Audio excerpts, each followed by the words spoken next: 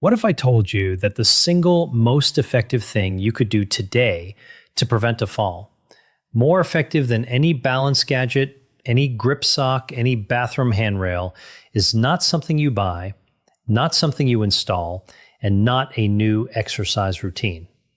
The answer is simpler than that. It is a change in how you walk.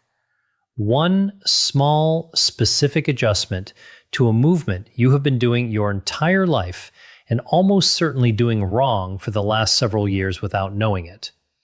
After 26 years of working with adults over 70 as a physical therapist, I have seen this pattern more times than I can count. A person comes into my clinic after a fall. They feel confused. They feel embarrassed. They say, "I was just walking across the kitchen. I wasn't doing anything unusual." And they are right. They weren't doing anything unusual.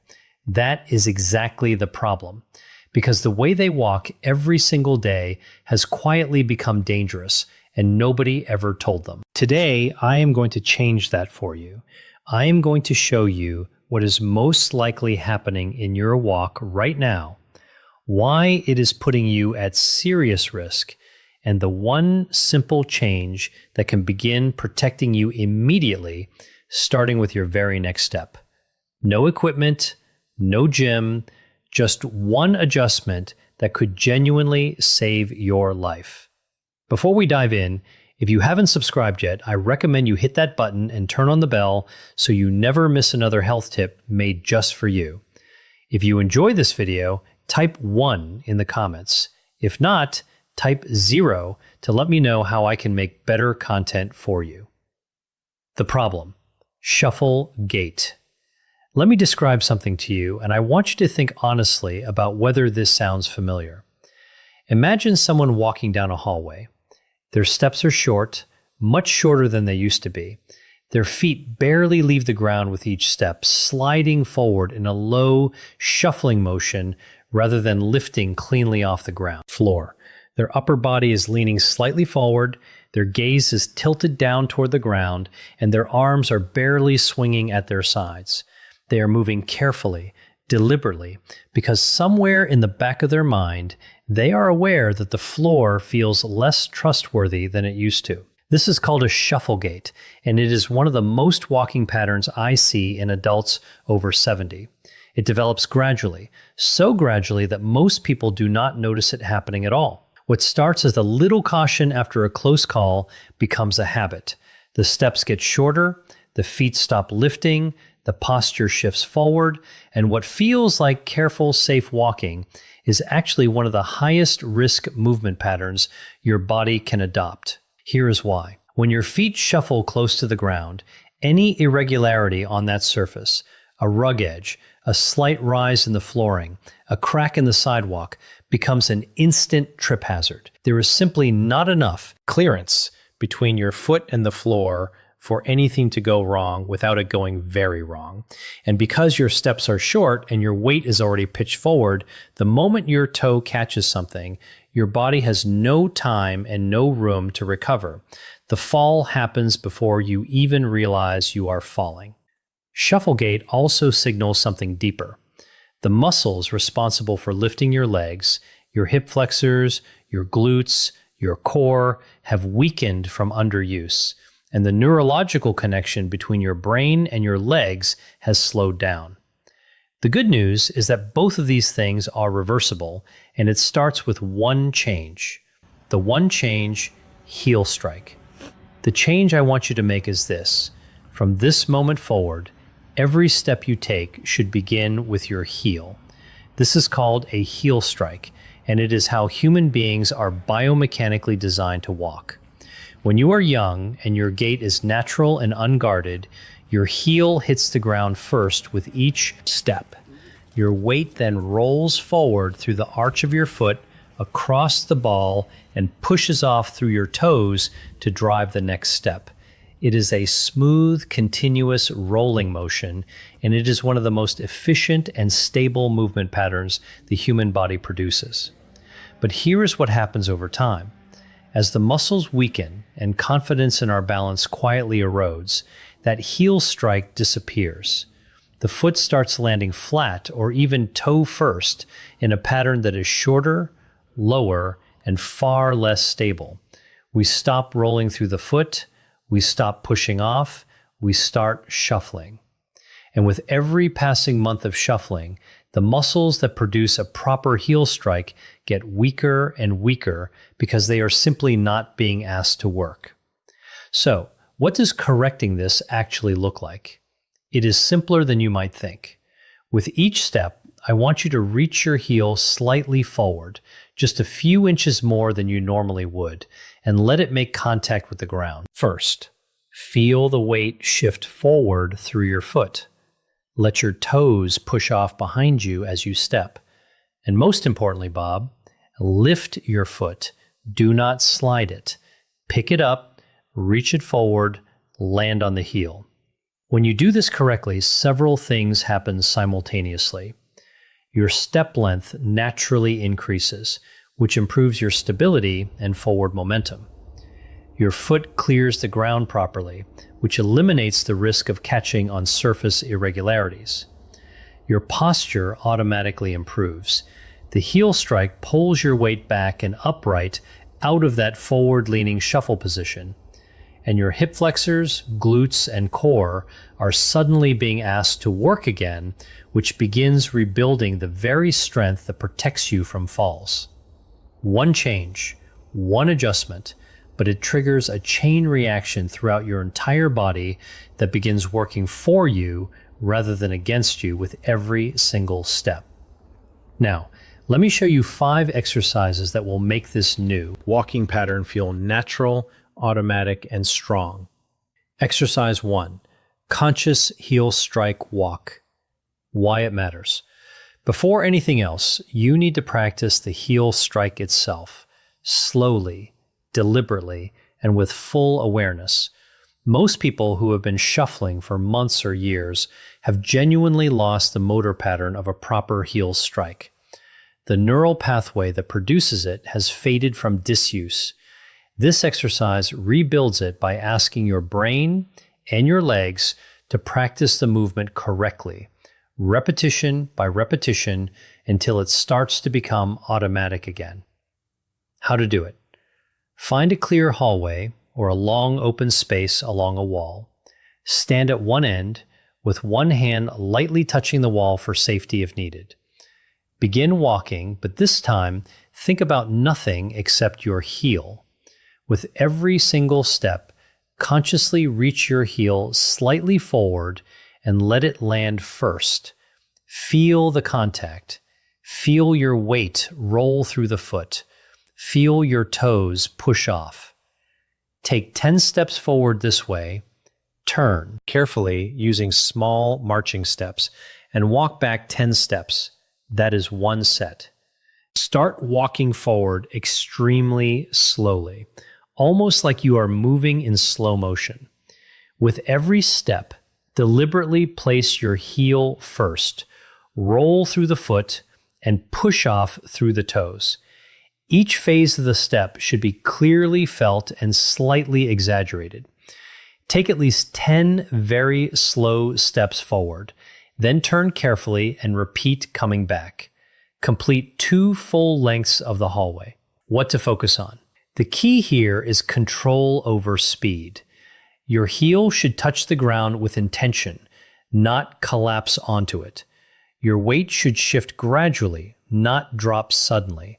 Avoid rushing the transition between steps.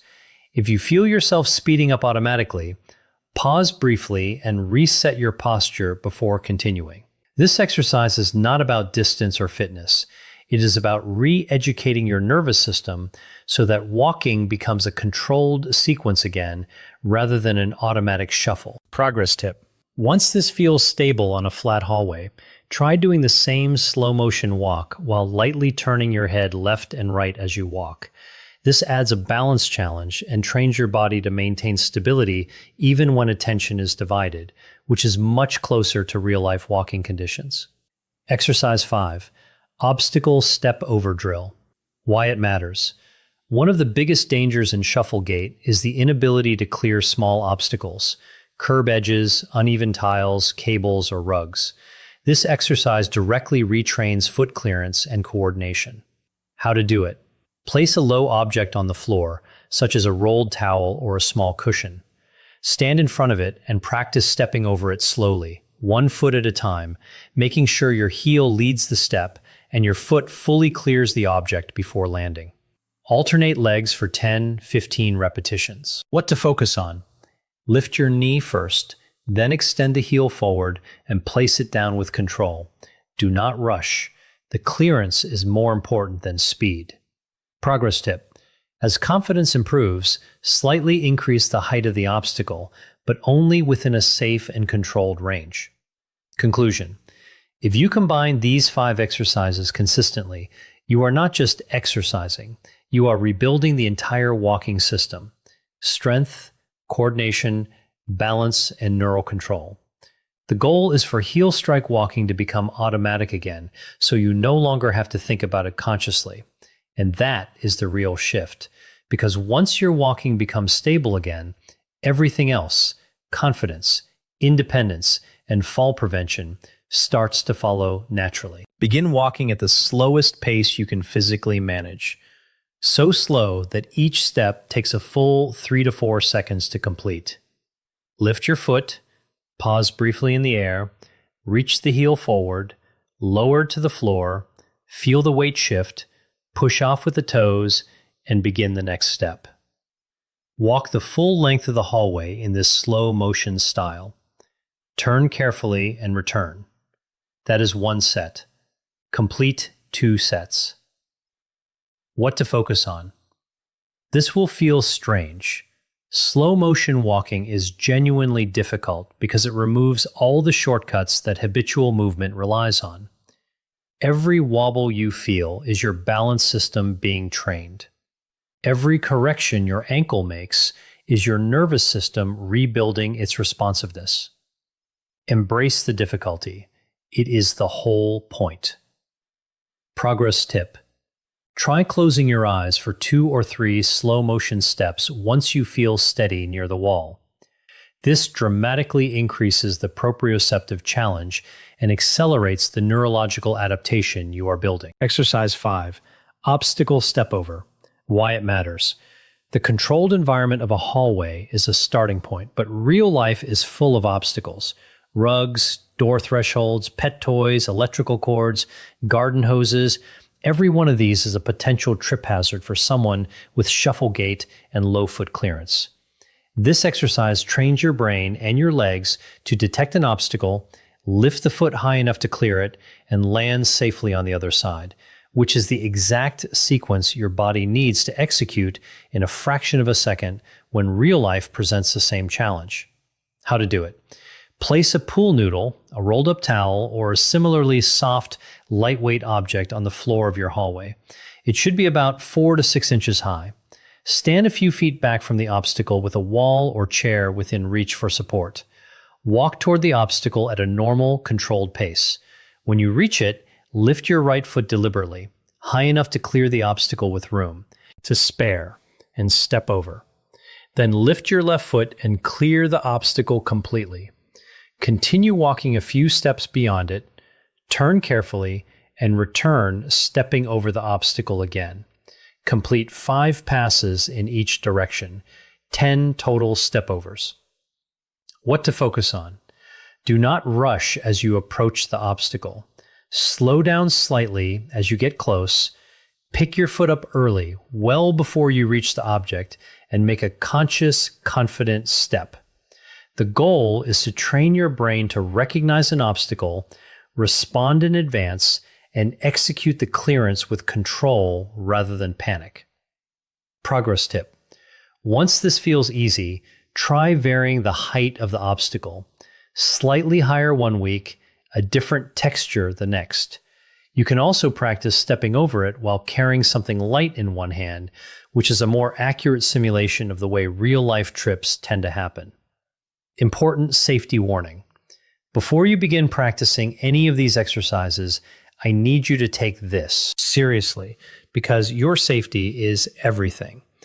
If you have recently had a hip or knee replacement, or being treated for plantar fasciitis or any heel condition, or have been told by your doctor to avoid weight-bearing exercise, please speak with your physician or physical therapist before attempting these movements. Some exercises may need to be modified for your specific situation. Always practice near a wall, countertop, or sturdy chair. Never rush these exercises. Wear non-slip footwear or go barefoot on a safe surface. And if at any point you feel sharp pain, dizziness, or anything that does not feel right, stop immediately. There is no movement here worth risking your safety over. Progress at your own pace and trust your body to tell you when it is ready for more. Closing. Over the last several minutes, you have seen how numbness and tingling in the legs and feet after 70 is not something you have to accept as permanent. It begins with waking up the smallest muscles, the ones in your toes, your arches, and your ankles. Then it moves upward through the ankle joint, the calf, and the full lower leg, rebuilding the circulation pathways that keep your nerves nourished and alive. Each exercise in this routine builds on the one before it, exactly as the body prefers to heal. The seated toe and ankle wake-up sends the first signal. The ball massage drives blood into the smallest vessels. The heel-to-toe weight rock reconnects your nervous system to the ground beneath your feet. The towel toe curl rebuilds the intrinsic strength that most people lose silently over years. And the controlled heel raise brings everything together into one movement your body can rely on every single day. When these exercises are practiced consistently, not perfectly, but consistently, the changes are real and they are lasting. The nighttime tingling that wakes you up begins to ease. The morning numbness that makes those first steps feel uncertain resolves more quickly. The heavy, disconnected feeling in your feet gives way to something that feels more like solid ground again. Circulation improves, not through intensity, but through patience and repetition. Small movements done daily send a clearer message to the nervous system than aggressive workouts done once a week. The body responds to what it is reminded of every day, and these exercises are that daily reminder. The long-term benefit reaches far beyond physical comfort. Healthy nerve function and strong leg circulation protect your balance. They reduce the fear of falling that quietly steals confidence from so many older adults. They preserve the ability to walk to your mailbox, climb your own stairs, play with your grandchildren, and move through daily life without constantly wondering whether your legs will hold you. That kind of independence is not a small thing. It is everything. Aging does not mean surrendering control over how your body feels. It means learning which movements your body truly needs at this stage of life and choosing them every day with care and intention. These exercises are that choice, simple, safe, and powerful in ways that add up over weeks and months. Now, I would love to hear from you. Is your numbness worse at night, during the day, or after long periods of sitting? Leave a comment with your age and where you are watching from. Your experience might be exactly what another viewer needs to hear today. If you enjoyed this video, please leave a comment with 1. If not, feel free to comment with 0. Your feedback means a lot to us. Don't forget to like, share, and subscribe to our YouTube channel for more content like this. Thank you for watching, and here's to living life on your own terms.